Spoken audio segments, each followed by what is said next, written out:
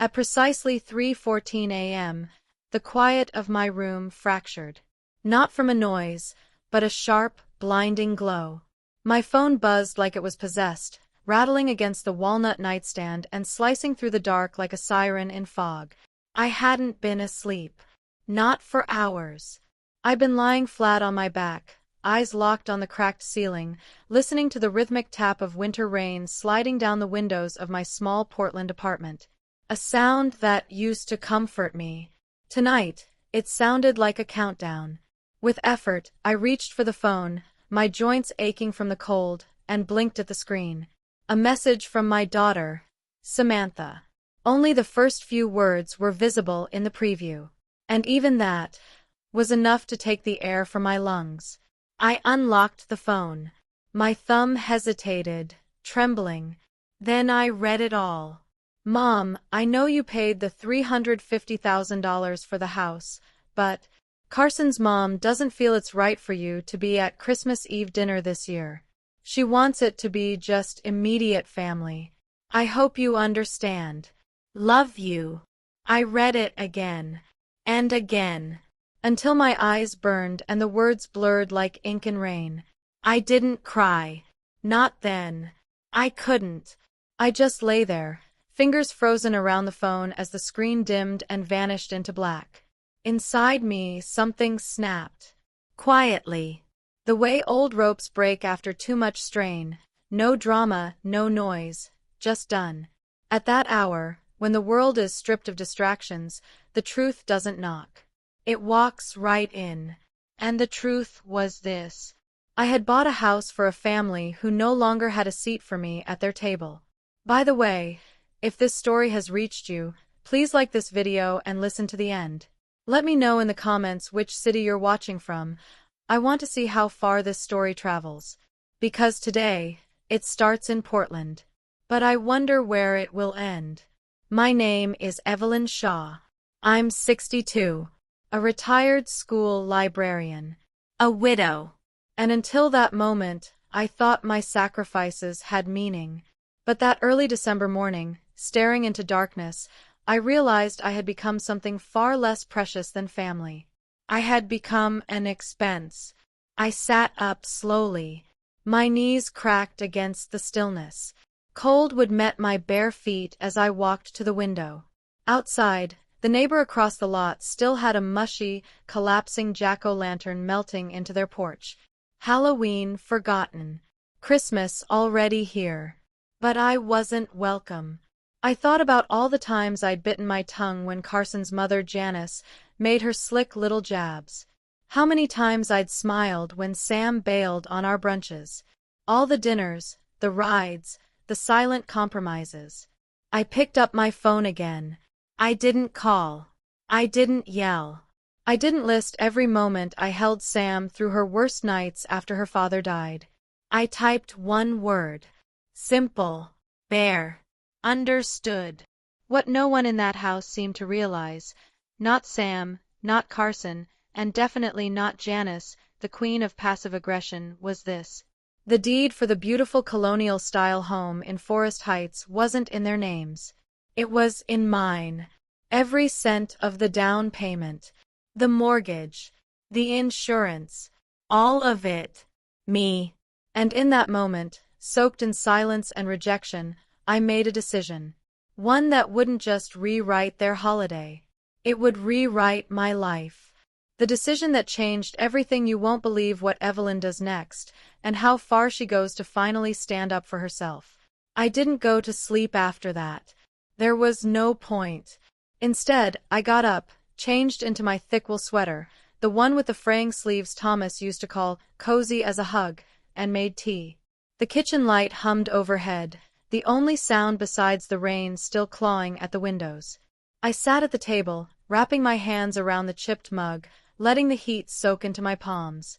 My reflection in the dark kitchen window looked tired, worn down to the threads.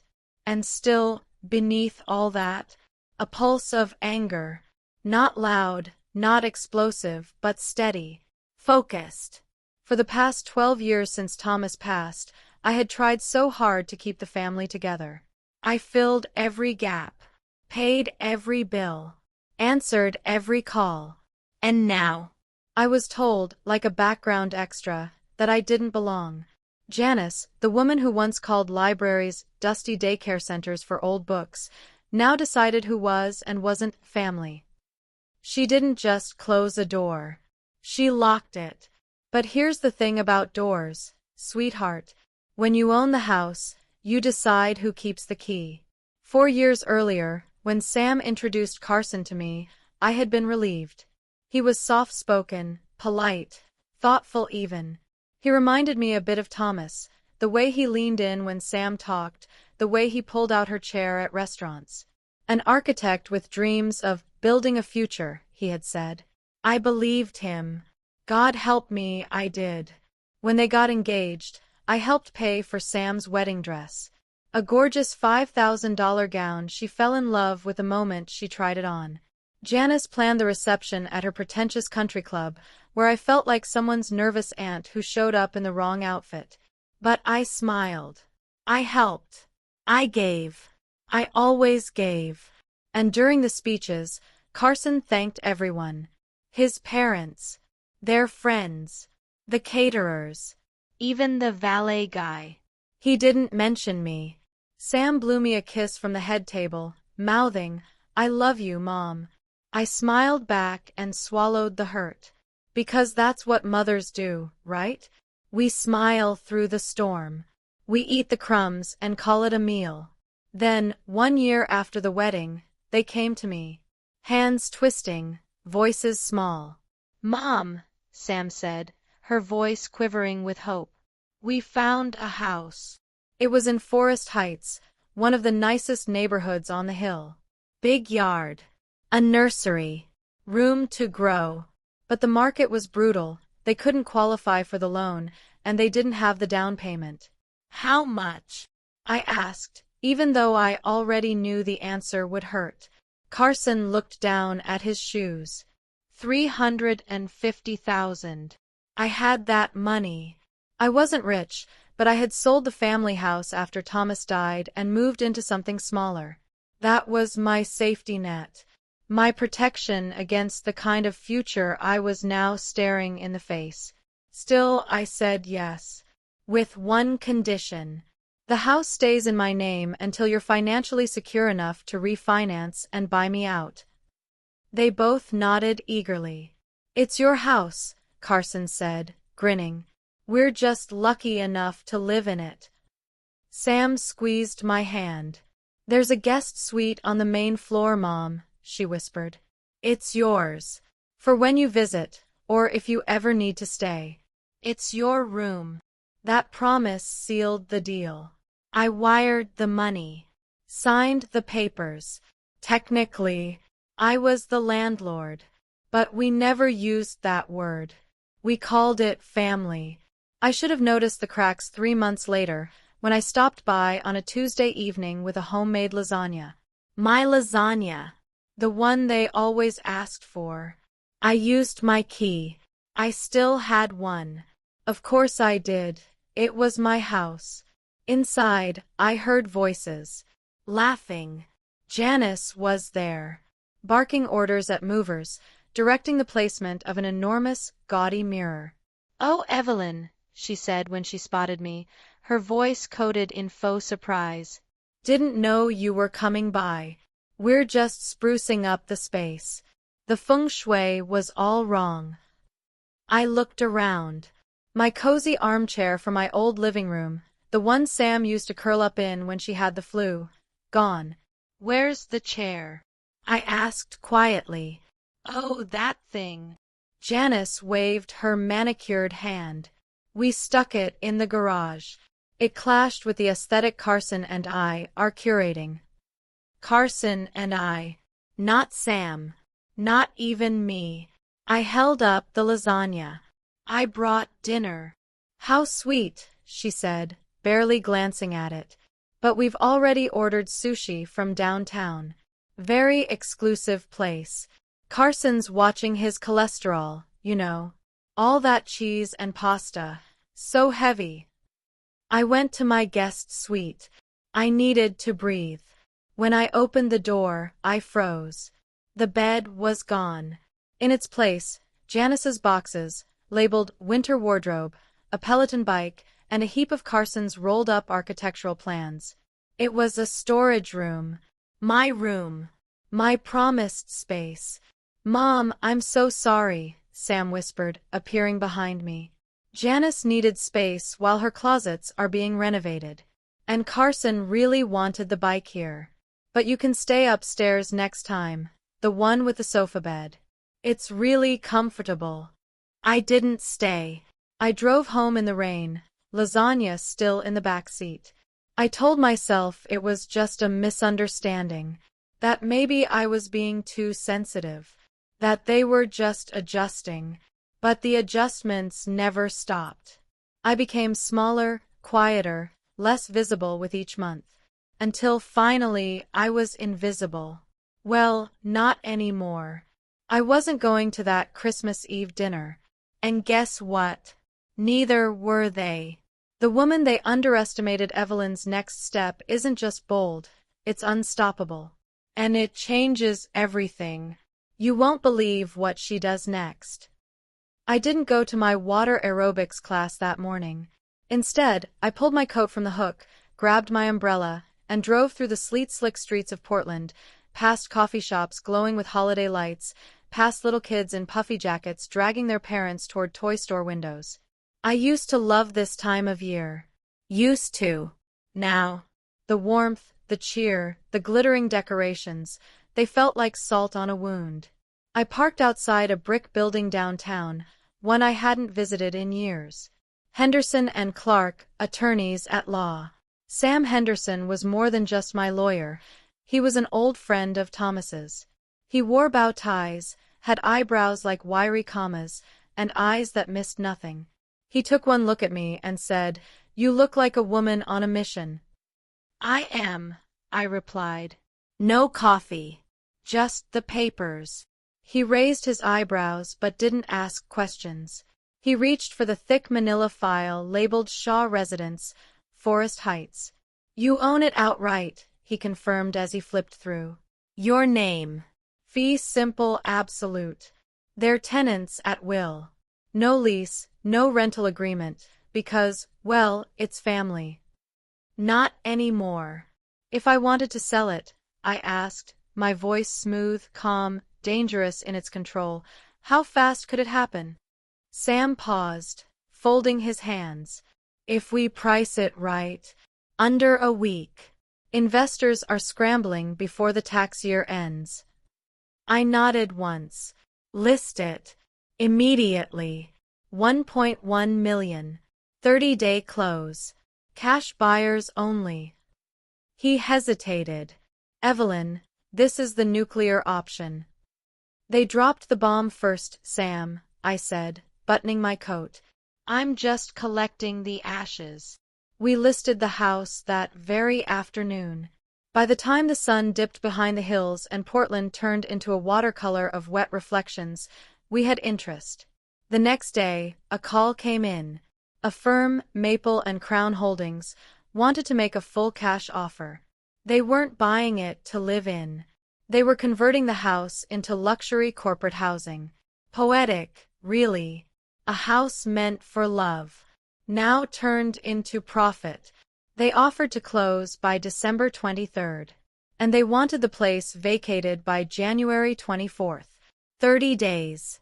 I told Sam, "Prepare the eviction notice. But don't send it. I want to deliver it myself." He looked at me, eyes narrowing. "There's no undoing this." I smiled, small, sad, but certain. "I'm not undoing anything," I said.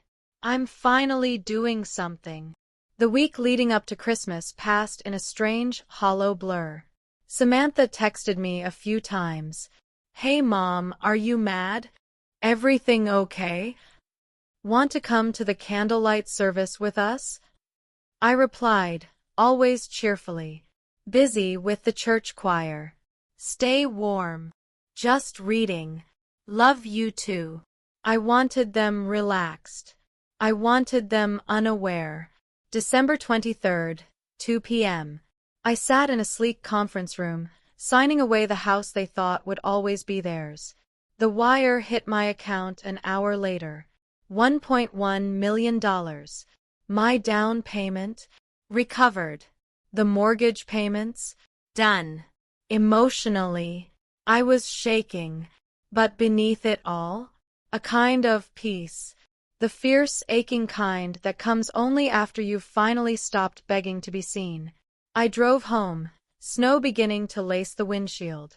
The eviction notice sat on the passenger seat. Cream-colored envelope. Neat handwriting. Cold words on official paper. It was time. The Christmas card they never expected. What happens when Evelyn shows up at the house with the envelope in hand? Let's just say, it's not the kind of Christmas card they had in mind. Keep watching, because this confrontation will leave you speechless. Christmas Eve. The sky hung low, swollen with gray clouds. The rain had slowed, but a bitter wind scraped the edges of the day. I stood in front of my closet, choosing carefully.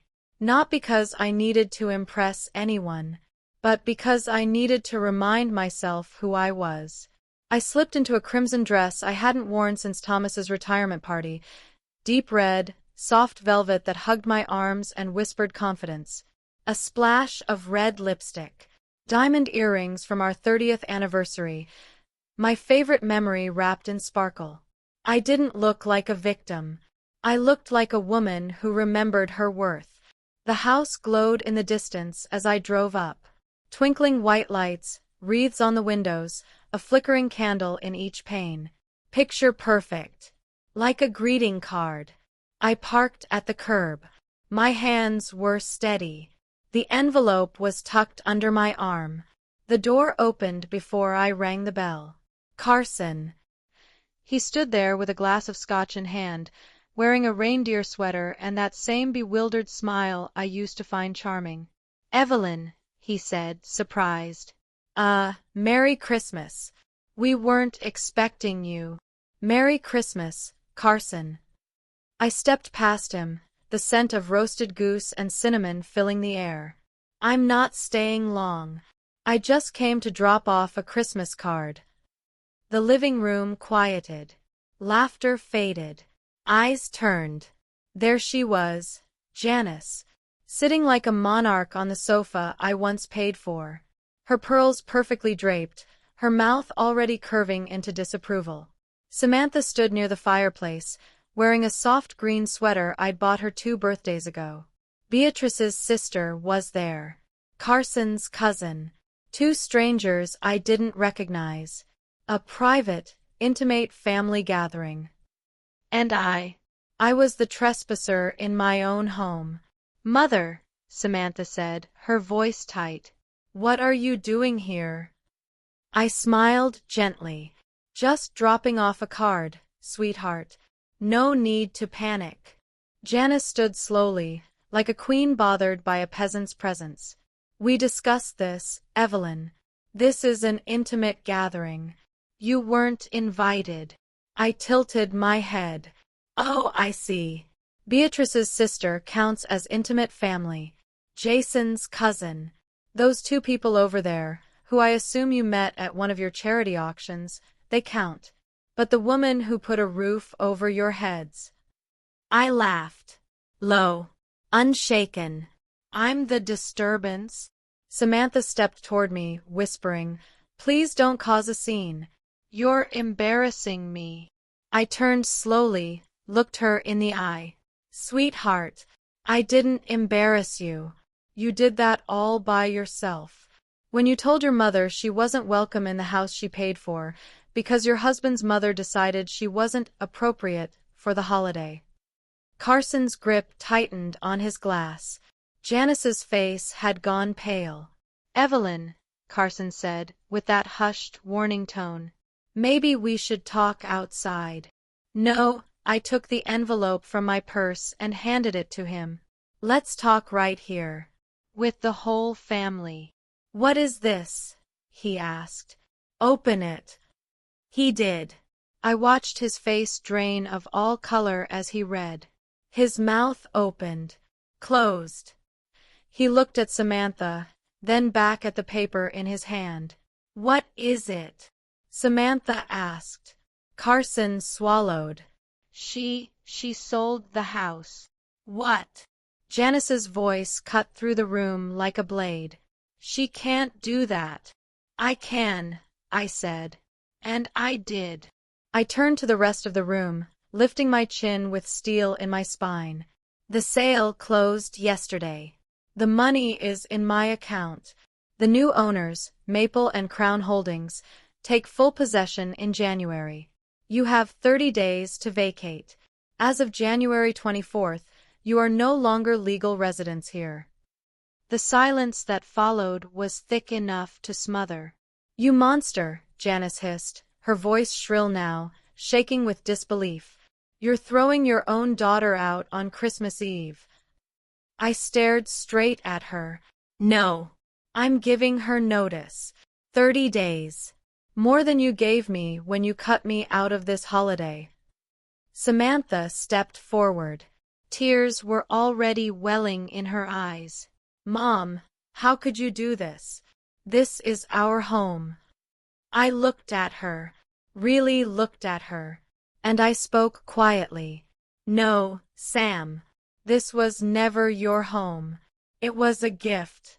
One you stopped appreciating the moment Janice decided you needed to start treating me like an embarrassment." My voice didn't shake. "Not once. You asked me for help. I gave you everything I had. And when I became inconvenient, you tried to erase me. But you forgot one thing." I reached out and tapped the deed Carson still held in his trembling fingers. "This was never yours to take." I turned my eyes to Janice. "You have a mansion, don't you? Full of rooms, grand halls, golden sinks, or whatever. I'm sure there's space for your darling son and daughter-in-law." Janice stammered. "Well, we're renovating." "Of course you are."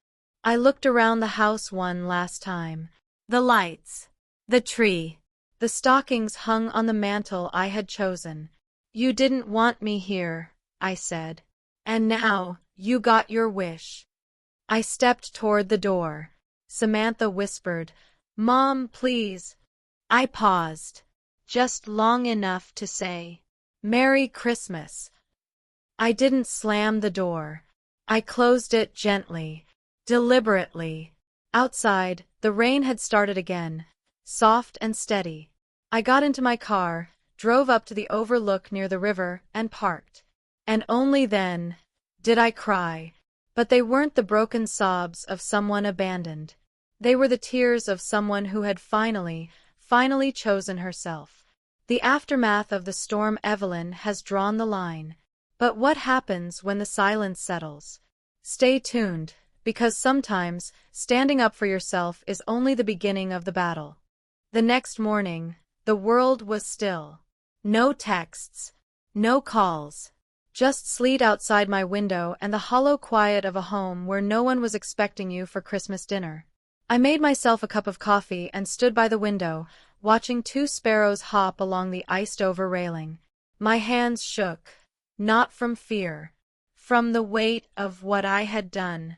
And yet, something in me felt new. Not light, not happy, but solid. Like I had finally stepped back into my own skin. That day, I didn't open gifts. I didn't sing carols. I didn't wear pajamas until noon. But I was free. And that feeling, that was a gift no one else had ever given me. That afternoon, the texts started. "Sam. Mom, please talk to me. You didn't have to go that far. Can we fix this?" I didn't respond. Janice called once. I didn't pick up. I didn't even listen to the voicemail. I blocked her number with one swipe of my thumb. It felt glorious. Carson sent an email. One paragraph. Cold.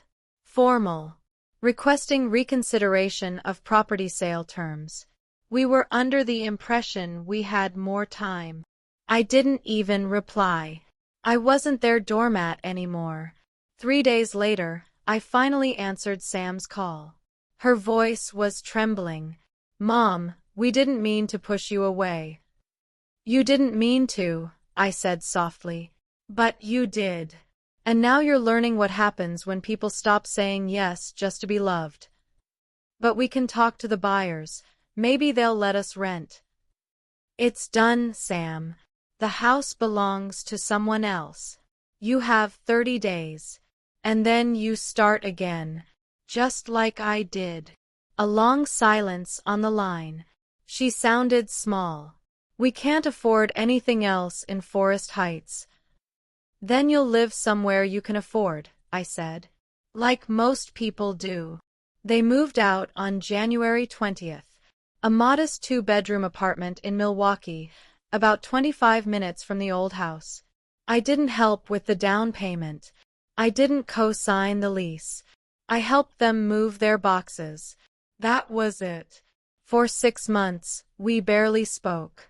I used the silence wisely. I joined a book club. Finally read all the novels I used to shelve for others. I signed up for a watercolor class at the community center. I started volunteering again at the Literacy Network. I began living not for them, but for me. And then one hot day in August, I opened my mailbox and found a handwritten envelope. No stamps. No return address. Just, Mom. Inside, a card. I know I don't deserve your time, but I'm asking for 5 minutes. Anywhere. Anytime. I miss you. And I have something to tell you. I met her at a small cafe, one I picked because it was halfway between us. Neutral ground. She looked different. Hair pulled into a messy bun. No diamond necklace. No designer scarf Janice had picked out. Just Sam. A little older. A little quieter. Hi, Mom, she said, fidgeting with her cup. Hello, Samantha. She swallowed hard. I came to apologize. Not to ask. Not to beg. Just to say I was wrong. So deeply, stupidly wrong. Her eyes filled. She didn't blink them back. We let Janice get in our heads. We let her dictate who was important. I let her talk about you like you were nothing, and I stood there and I didn't stop her. That's on me. And I'm sorry. I looked at her, the daughter I had loved more than my own safety, more than my own pride. You hurt me, Sam. I know. I know. She reached into her purse, pulled something out, and slid it across the table. An ultrasound photo. We're 12 weeks along, she whispered. It's a girl. For a moment, I couldn't breathe. There, in grainy black and white, was my granddaughter. The next chapter. She's going to need a grandmother, Sam said. Her voice cracked. Not a bank. Not a landlord. Not someone we only reach out to when we're scared. Just you. I reached across the table and took her hand. It was warm. Trembling. I'd like that very much. We both cried then. Quiet tears in a loud cafe. The healing had begun. And if you're still here, watching, listening, tell me in the comments. And if you've gone through something like this, share your story. You're not alone. Subscribe for more stories about standing your ground and reclaiming your life. Because we need more of them. The home I found after letting go. Evelyn's journey isn't just about letting go, it's about what she builds next. The final chapter is coming, and it's filled with something she almost forgot she had: hope. It's been 2 years since that Christmas Eve. 2 years since I walked out of the house I paid for, closed the door with grace instead of fury, and chose peace over permission. 2 years since I reclaimed not just a deed, but my dignity. Things aren't perfect, but they're real now. Sam and Carson still live in that modest 2-bedroom apartment in Milwaukee. There's no walk-in closet, no marble countertops, no Janice dropping by with a few suggestions. They're saving for a house, their house, one they'll buy on their own, brick by brick. And me. I help where I can. Not with checks. With presents. Because I'm not their landlord anymore. I'm just Grandma Evie.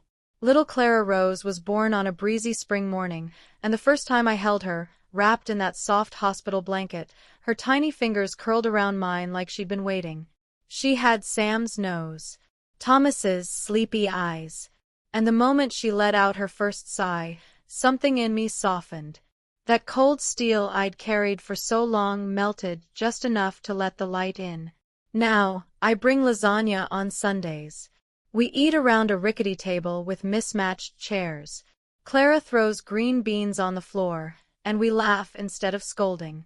It's not fancy, but it's ours. No one's decorating over my memories. No one's shoving my chair into a garage. Janice, she's still floating around somewhere, trying to slither her way back in. She sends monogrammed baby clothes and passive-aggressive notes, asking why she hasn't been invited to anything lately. But the power. She doesn't have it anymore. Sam doesn't flinch when she speaks. Carson sets boundaries she used to bulldoze. Janice, it turns out, only had control when people needed her. And now that they don't, she's just noise. And as for me, I finally understand something I wish I'd known 20 years ago. We were taught that love means giving until there's nothing left. That being a good mother means staying quiet, saying yes, being soft. But love without boundaries? That's not noble. It's self-erasure. I had to risk losing my daughter to finally find her. I had to close the door on a house, to open the door to a home. Now, I wake up in my own condo, light streaming through the windows, Clara's crayon drawings taped to the fridge, and a life that's quiet but mine. Sometimes, I still miss the old house. The porch swing. The big bay window. The guest suite I never got to use. But then I remember. It was never about the walls. It was about who I was inside them. And now, I'm stronger, wiser, whole. If you're watching this, and you've ever felt invisible, I see you.